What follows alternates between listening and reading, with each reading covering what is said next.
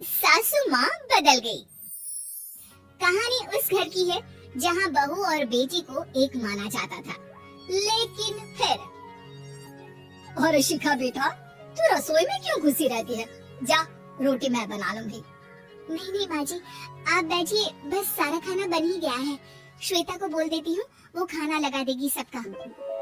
Sorry भाभी, मेरे पास वक्त नहीं है। माँ, मुझे पैसे देना, पार्लर जाना है। हाँ हाँ, चली जाना, भाभी को भी ले जाना। वो भी जाने को बोल रही थी पार्लर, और पहले ना मदद कर दे उसके खाना लगाने में। देख माँ, वो बहू है, उसे बहू रहने देना। इतना सर पर मत चढ़ा भाभी को। श्वेता, ज्यादा मत बोला कर। बहू और बेटी में कोई फर्क नहीं होता है।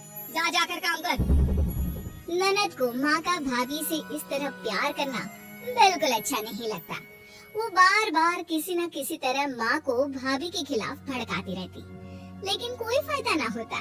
एक रोज, अरे बेटे किशन, जा बहू को कहीं घुमा कर ला। सारा दिन घर में काम करती रहती है।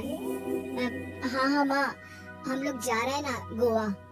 अच्छा जी, भाभी ने तो हमें बताया भी नहीं। वैसे तो सारी पंचायत करती है, ये गोवा वाली बात क्यों छुपा गई हमसे? अरे क्योंकि उसे खुद नहीं पता था बहन। मुझे टिकट सस्ती मिल रही थी तो मैंने बुक कर दिया। हाँ शिखा, पैकिंग कर ले, संडे हम जा रहे हैं गोवा। दोपहर में शिखा पैकिंग कर रही थी कि सास आ जाती है। ये क्या बहू, साड़ियाँ? अरे गोवा जा रही है घूमने या फिर शादी में मायके हैं? माँ जी, ऐसा कुछ है ही नहीं, समझ में नहीं आ रहा क्या रखूं कपड़े में। अरे तेरी और श्वेता की साइज तो एक ही है, उसके कुछ मॉडर्न कपड़े ले ले, आकर लौटा देना। हाँ माँ जी, ये ठीक रहेगा। शिखा श्वेता के पास जाती है और उससे कपड़े मांगती है। ना जी ना, मैं अपने कपड़े ना दूं, वैसे भी फैल जाएंगे मेरे कपड़े, बहुत महंगे वाले हैं। शिखा मुंह लटकाकर कमरे में आ जाती है तो सास कहती है, चल तैयार हो जा, तुझे मैं शॉपिंग करा कर लाती हूँ गोवा की। बस फिर क्या था, सास बहू निकल जाते हैं मार्केट और एक से बढ़कर एक ड्रेस खरीद कर घर आते हैं। पहले बता देती कि नए कपड़े दिलाने वाली है भाभी को, तो मैं अपने ही दे देती ना भाभी को, मुझे दिला देती नए कपड़े। देख श्वेता, परिवार का मतलब सबके साथ रहना होता है, ना कि सिर्फ अपना सोचना। वैसे भी तुझे अच्छे संस्कार सीखने चाहिए। और रही बात कपड़ों की, तो शिखा, आज से घर पर भी तू मॉडर्न कपड़े ही पहनेगी। कोई जरूरत नहीं है ये साड़ी वाड़ी लपेटने की। अब क्या था, घर पर श्वेता और शिखा एक जैसे रहते। एक बार पड़ोसन आती है। अरे बेटा, अपनी माँ को तो बुलाना, जरा बात करनी है। शिखा सास को बताती है और रसोई में चली जाती है।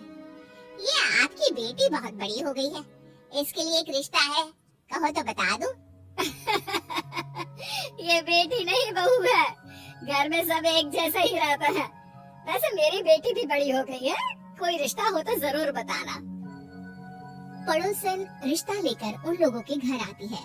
तब श्वेता की होने वाली सास कहती है, तो ये घर है, कितने मंजिल का है? और ये बहू ने आपकी क्या पहन रखा है, जीन्स टॉप? अरे भाई, साड़ी वाड़ी नहीं है क्या इसके पास? देखिए, सर्दी है तो साड़ी में बहू कैसे मैनेज करती, वैसे पहनती है साड़ी भी। देखिए, हम लोग ठहरे पैसे वाले लोग, कोई कमी नहीं है हम लोगों के पास पैसों की, बहुत पैसे हैं, जमीन, नौकर, चाकर, कार, सब कुछ है, लेकिन घर में संस्कारी बहू चाहिए। समझ रही है ना आप? सास कुछ कहती कि श्वेता बोल पड़ती है, हाय रे, नौकर चाकर से लेकर जमीन, कार, पैसा, हाँ, मुझे रिश्ता मंजूर है मुझे। अरे रुक जा श्वेता, मैं बात कर रही हूँ ना। देखिए, हम लोगों के घर इतनी आजादी नहीं मिलेगी। अरे हाँ कर देना माँ, हाँ कर दे जल्दी से। सास क्या करती, बेटी की शादी ऐसे घर में कर देती है जहाँ ना उनके विचार मिलते हैं और ना ही आचार। शादी के बाद एक रोज फोन पर, श्वेता बेटा, एक बार घर आ जा, बहुत दिल करता है तुझे देखने का। माँ, वो घर पर बहुत काम होता है, कैसे आऊँ? बड़ा घर है, लेकिन आने जाने वालों की लाइन ही लगी रहती है। बेटा मैं तो जानती थी उस घर का हाल, लेकिन तू ही नहीं मान रही थी। माँ देख, हर घर का यही हाल है। तेरी बेटी को यहाँ घूंघट हटाने की परमिशन नहीं है और एक तरफ भाभी स्कर्ट पहनकर घूम रही है। बेटा मुझे क्या पता था कि मेरी बेटी को ससुराल के नाम पर पिंजरा मिल जाएगा। अच्छा माँ, फोन रखती हूँ, सास को गर्मा गर्म रोटी खिलानी है। तुम लोगों की तरह नहीं कि एक रोटी बनाओ, एक सब्जी बनाओ, फिर सारा दिन फ्री होकर घूमो। सास फोन तो रख देती है, लेकिन सोच में पड़ जाती है कि एक तरफ बेटी जिसे कोई आजादी नहीं, वहीं दूसरी तरफ बहू जिसे देखकर लगता ही नहीं कि उसकी शादी भी हुई है। अगले रोज। शिखा, अरे ओ शिखा। हाँ माँ, क्या हुआ? कुछ चाहिए आपको? मैं जिम जा रही थी। जिम के कपड़ों में बहू को देखकर सास को घूंघट में अपनी बेटी का ख्याल आता है। देख बहू, घर में बहू की तरह रहा कर। इतने टाइट कपड़े पहनकर जिम जाना पसंद नहीं मुझे। जा जाकर रोटी बना। रोटी? माँ अभी तो शाम के 6 बजे हैं। इस वक्त रोटी? अब क्या मेरे खाने पीने पर भी पहरा है? अरे जब मर्जी तब मैं अपने घर में खा भी नहीं सकती क्या? बहू को अजीब लगता है। वो समझ नहीं पाती कि जो सास कल तक इतनी सपोर्टिव थी, उन्हें अचानक से क्या हो गया। वो किचन में जाती है, गरम रोटी के साथ 2 तरह की सब्जी, रायता, सलाद सब लेकर सास के पास आती है। माँ जी, खाना। इतना सारा खाना? राक्षस समझा है क्या मुझे? रोटी मांगी थी मैंने गर्मा गर्म बस। पर माँ जी, रोटी खाती किससे आप? सब्जी तो बनानी थी ना। अरे भूख मर गई मेरी तेरी बहस से। जा जाकर काम कर अंदर, पूरी रसोई साफ कर। बहू अंदर चली जाती है। थोड़ी देर में श्वेता घर आती है। अरे शिखा जल्दी से चाय ला, पकवान बना, मेरी बेटी आई है। अरे नहीं नहीं माँ, ड्राइवर बाहर खड़ा है। मैं तो घर का कोई सामान खरीदने के बहाने यहाँ आ गई हूँ। मुझे जाना होगा। अरे बेटा, पर कितने दिनों बाद देख रही हूँ तुझे। रहने आ जाना 2-4 दिन के लिए। आ जाऊंगी माँ, जब मेरी सास मरेगी तब। मैं तो रोज मन्नत मानती हूँ कि मेरी सास मर जाए तो अच्छा है। अच्छा चल, जा रही हूँ माँ। हे भगवान, कैसे कैसे दिन देखने पड़ रहे हैं मेरी बेटी को। सास अंदर जाती है, जहाँ श्वेता की जिम वाली सहेली का फोन आया होता है। क्या बात है, आज जिम नहीं आई? अरे पता नहीं यार, आज माँ को क्या हो गया अचानक। पर खैर कोई नहीं, लगता नहीं कि मैं अब जिम आ पाऊंगी। शिखा स्पीकर पर बात कर रही थी, जिसे सास सुन रही थी।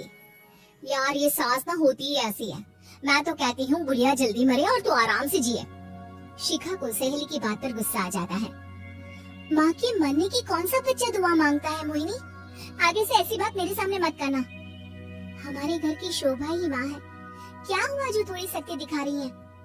उसमें भी कोई ना कोई उनकी भलाई ही होगी। मैं तो कहती हूँ भगवान मेरे जैसी सास सबको दे, जो सिर्फ माँ की तरह है। सास वाली तो कोई बात ही नहीं है उनमें। सास ये बात सुन रही थी। उनकी आंख में आंसू आ जाते हैं कि क्यों वो बेटी की किस्मत में बहू को भी भागीदार बना रही थी। शिखा, अरे ओ शिखा, क्या हो गया? जिम नहीं जाना क्या?